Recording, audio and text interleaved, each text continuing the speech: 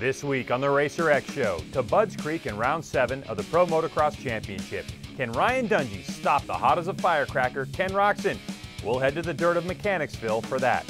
ATV Motocross was in action, and one man continues to outshine his competition. We'll show you how that all unfolded. The final race of the Superbike Shootout, tied in points. One man's race went to plan. The other, well, not so much. All that in GNCC News coming at you right now.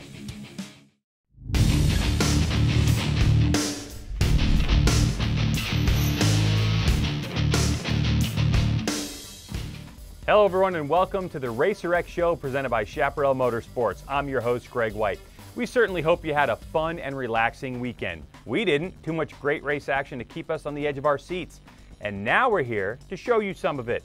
And we have some exclusive GNCC news as well. So let's get this show rolling.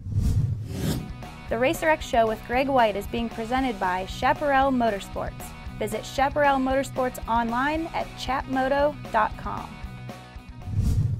Like you've heard all season long right here on the Racer X Show, this Lucas Oil's Pro Motocross Championship is between Red Bull KTM teammates Ryan Dungey and Ken Roczen. And it's safe to say that Roczen, who is a 450 rookie, has been the man on fire. But some speculate that Roczen can fade a bit from about this point forward of the season. Roczen says not anymore. He's training harder than ever.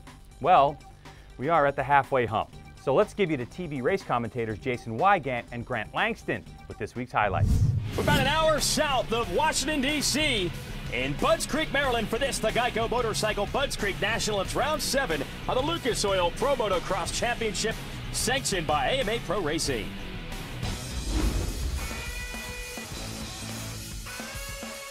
Yamahas were dominating off the start, but then Trey Canard looking to make moves on Justin Brayton for the lead.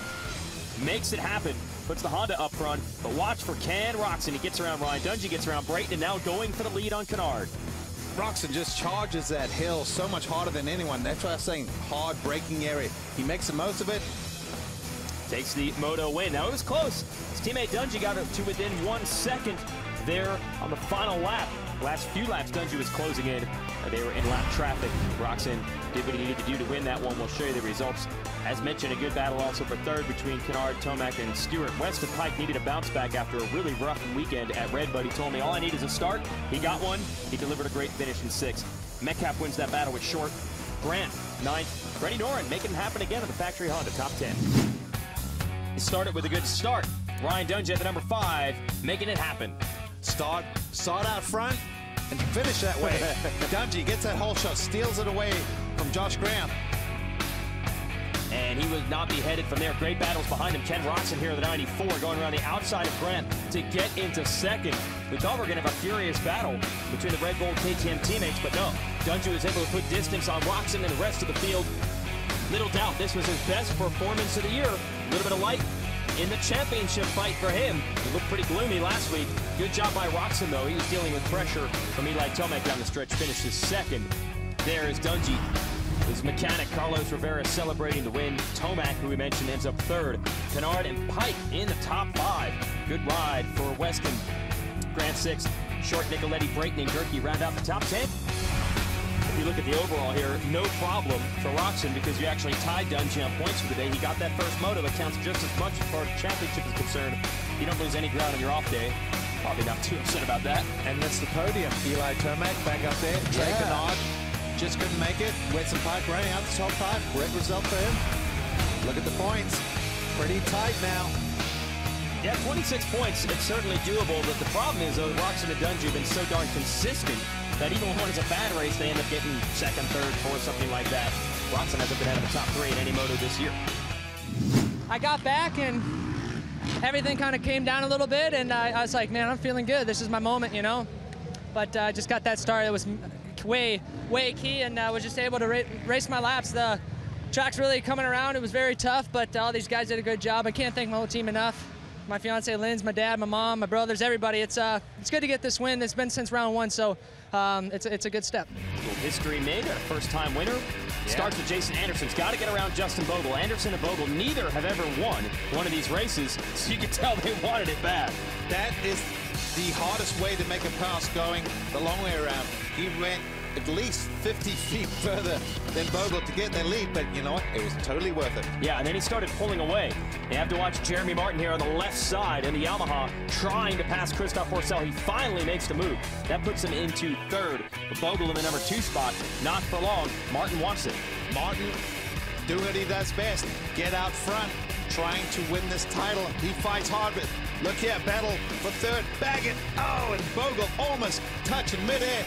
Baggett gets around Bogle. And as Martin and Baggett were up to second and third, they closed the gap on Anderson. Here's the top 3 coming down to the finish line. They were all in the same section, but it's enough for Anderson to take his first moto win of the year.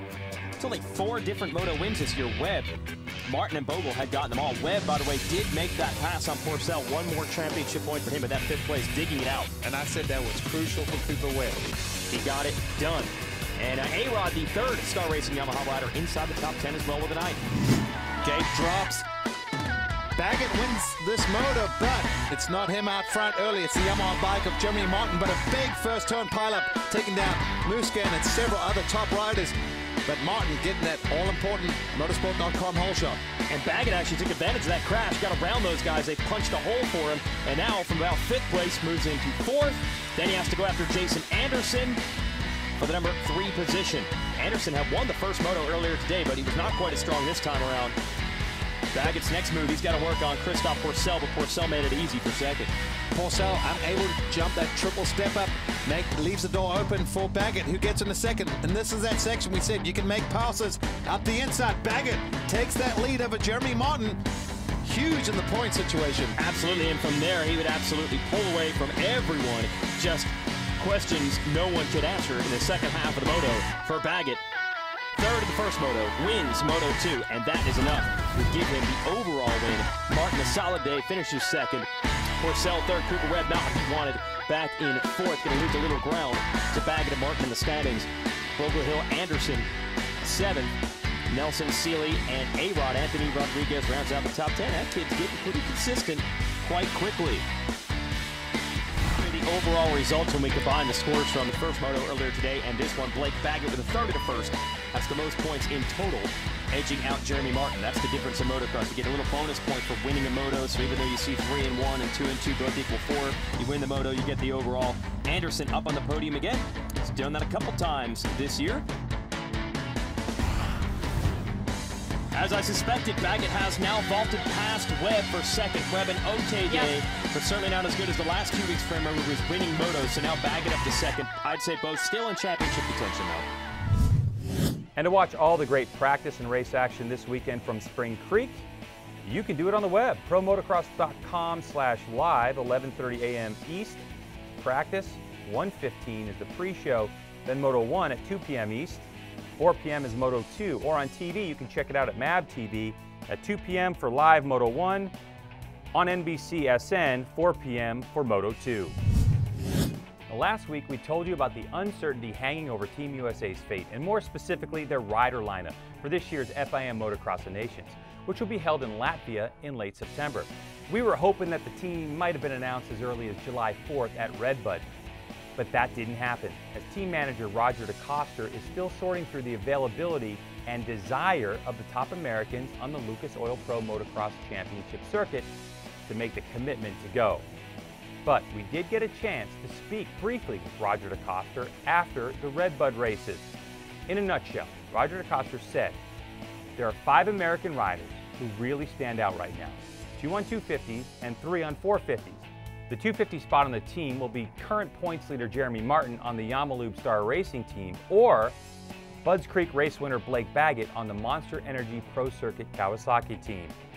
The older Baggett has already raced for Team USA twice, so he knows the drill. For Martin, on the other hand, not only would it be his debut in this prestigious race, he would be the first Yamaha rider on Team USA since Tim Ferry in 2003. Now Roger needs 2 450 guys, and right now it's looking like Honda rider Trey Kennard and Eli Tomac. They're the most likely to go. But here's a big surprise. DeCoster told us that his Red Bull KTM team captain Ryan Dungey hinted on Saturday that he's reconsidering his decision to sit out the Motocross of Nations this year and may yet volunteer to go. Dungey, who has gone each of the last 4 years, is getting married in the fall and seems set to be sitting out the race.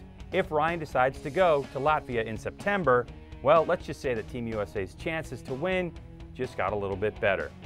Oh, and by the way, speaking of Trey Kennard, congratulations. He got on the cover of Racer X magazine. Job well done for him. You want to subscribe to this magazine? Go to racerxonline.com. It has all the information you need. To off-road news and the AMSOIL Grand National Cross Country Series presented by Maxxis.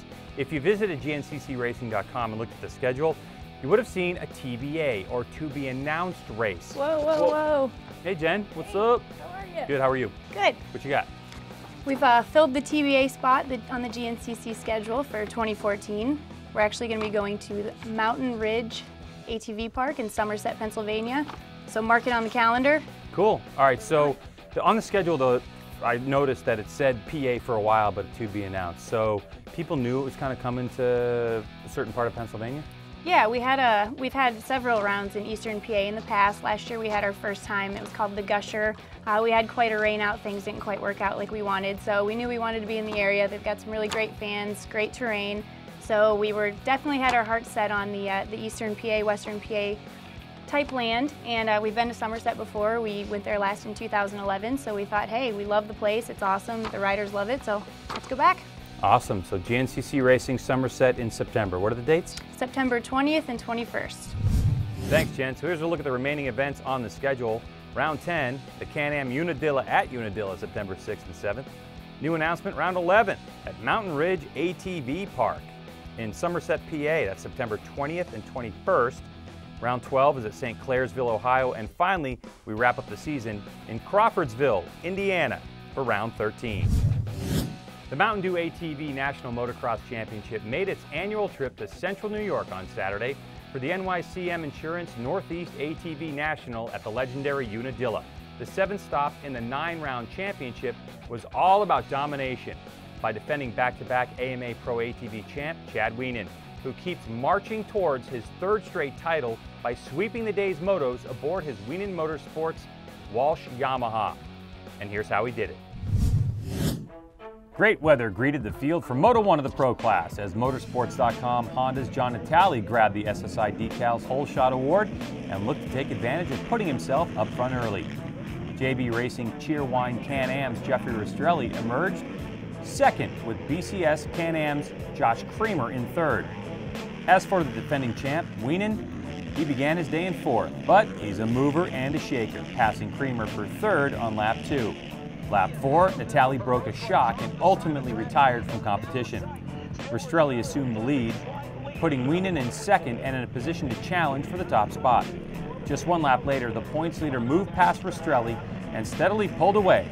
Rastrelli held on with a career-best 2nd place finish, with Wienen Motorsports' Thomas Brown overcoming a 7th place start to finish 3rd. Pennsylvania's Joel Hetrick in 4th, with Ohio's Josh Upperman rounding out the top 5. Josh Creamer was 6th. He'd have a better Moto 2. Part of that better was Creamer snagging the hole shot, but Wienen close on his rear fender in 2nd. Thomas Brown emerged in 3rd, while Rastrelli continued his stellar day in 4th. Creamer held on to the top spot, handling the pressure from Wienen for about half the moto before the Yamaha rider finally made a pass that stuck on lap 4. Once out front, Wienen consistently edged away from his rivals, and that was that. Brown eventually made his way past Creamer to take 2nd, with Creamer holding on to 3rd. Upperman fought his way into 4th, with Rastrelli hanging on to 5th. But for Wienen, his 3rd straight win at Unadilla and his 5th overall victory of the season. Let's hear from him. Creamer and I battling for the start, and he ended up getting it about a little bit past the halfway point. I started reeling him in good, and I just made a move on him. And it's the same place I made most of my passes all day today, and just had this line dialed and just shut him off, and was able to cruise onto the win the 2nd moto. And awesome day, 1-1, and did this one for my good friend Ryan Cox. It's his birthday today. I told him I'll get a 1-1 for him, and happy birthday, bud. Wienen's 1-1 effort was his 2nd of the season and earned him 8 points over everyone. His 2nd sweep of the year, Brown completed the 1-2 sweep for the team. in second place, while Rastrelli ended a career day in third, his first pro podium. Wienen's control of the ATV MX standings now sits at 64 over Hetrick, with Brown jumping into third, 74 points back. If Wienen ends the penultimate stop of the season at Redbud in 2 weeks, with at least 50 points in the bag, he'll be crowned champion. In the Pro-Am class, series points leader Ronnie Higgerson, who crashed and injured his ankle, struggled to 17th and 15th in Moto 1 and 2, leaving the door open for Jeffrey Rastrelli on his JB Racing Can-Am to sweep the weekend with a 1-1 finish. Rastrelli now pulls within 31 of Higgerson, with Hamrick only 2 adrift of that. And with only 2 rounds remaining in this year's series, it's going to be fun to see how this all plays out. Now to road racing, and quickly, something is happening on the MotoGP side of things that is totally, well, amazing. Current world champ Marc Marquez has yet to lose a race. Going into Germany, he's 8 for 8, and this would be no different. Marquez and his Repsol Honda would beat teammate Danny Pedrosa by 1.4 seconds, and he started from pit lane to do it. Jorge Lorenzo third, Valentino Rossi in fourth. So look, 25 points to win, 9 races, 225 points. You can't do any better than Marquez is doing right now. American Nicky Hayden finished 13th. The next time we see MotoGP in action, it'll be right here in the United States at Indianapolis Motor Speedway, August 10th. The Geico Motorcycle Superbike Shootout presented by Yamaha and the Pro Sport Bike class. This is the final race of the abbreviated championship, and heading into it, the championship was tied between latest motorsports triumphs Bobby Fong and young star Yamaha Extended Services Monster Energy Graves Yamaha's Garrett Gerloff. And of course, there is a title, trophy, #1 plate, and pride on the line. To the highlights we go. And when we get going, it was Gerloff's teammate J.D. Beach on the #6, who came from row #2 to get the early lead. That would last about 3 corners when a fired up Gerloff would do the inside out braking thing on Beach to be the front runner. And that would be it for the lead. Now the focus turns to Fong, who have been struggling in practice and qualifying. Shown here when H35 Yamaha's Benny Solis tried to get around Fong, but we'll just call that a racing incident. Solis would be okay after the crash, pretty upset, but okay. But for Fong, his race kept getting more and more funky. The Replay XD onboard of Geico Honda's Jake Zenke shows Fong sticking a leg out and falling back. So basically, if Gerloff could bring it home in one piece, he'd be crowned the first Superbike Shootout Pro Sport Bike champ. And with the attempted stand-up wheelie, he safely crosses the finish line first. J.D. Beach, off of that great start, holds on to second. Fong was able to stand on the podium, but with the disappointment of losing the title, it's not much consolation. Podium finisher from Sonoma, Bryce Prince, 7th. But I want to hear what Gerloff has to say. My bike, my Yamaha Extended Service Monster Energy Graves Yamaha R6 was just on rails, as you can probably see. I, get my elbow down a little bit, and I was just having a blast. From the first lap of the race, I just wanted to get the lead quick and try to build that gap up, and luckily it worked out that way. And I keep forgetting about the championship, but I guess that was it, right? That's championship. Awesome, yeah. Yeah, not a lot of words. So I can't thank my whole crew enough. Shoei helmets, Revit leathers, CD boots. You see them all the time on me. Yeah, thank you so much. Tied coming into the weekend, but Gerloff leaves 9 points the victor. Beach climbed into 3rd with his podium spot on the day. A quick look at the World Superbike from California over the weekend. And in race #1, it was Marco Melandri in his factory Aprilia who took home the win. He beat his teammate by less than a second. First American, Jeff May, on the EBR was 18th. In race 2, it was Kawasaki's Tom Sykes who took this one over Sylvain Guintoli. How about this? The first American-made motorcycle to ever score points in a World Superbike race? Foremost Insurance EBR-mounted Larry Pegram, 14th with 2 points. Well done, Larry. UK's Tom Sykes walks away from Mazda Raceway Laguna Seca with 1 extra point over Frenchman Guintoli. Next stop, round 10, Jerez, Spain, all the way in early September. Hey, we want you to get out and watch some racing. So if you're near the Twin Cities, get out and see the Lucas Oil Pro Motocross race on Saturday. How about you folks in Ohio? AMA Pro Superbike action from Mid-Ohio, Friday through Sunday. Washington State, the AMA Pro Flat Track Series heads to Elma. That's on Saturday. And for a local event, watch or ride. It's the Action Sports Moto Park Grand Prix, Saturday the 20th at Action Sports Moto Park in Athens, Ohio. Not sure what Grand Prix off-road racing is? How about this? It's a combination of motocross track and off-road racing. Each race is 55 minutes long, half a hare scramble or twice a motocross race. You can show up about a half hour before the race, get your trophy, and you're out of there. And it's fun for the entire family. We have some clips from the June 1st Grand Prix. Check it out.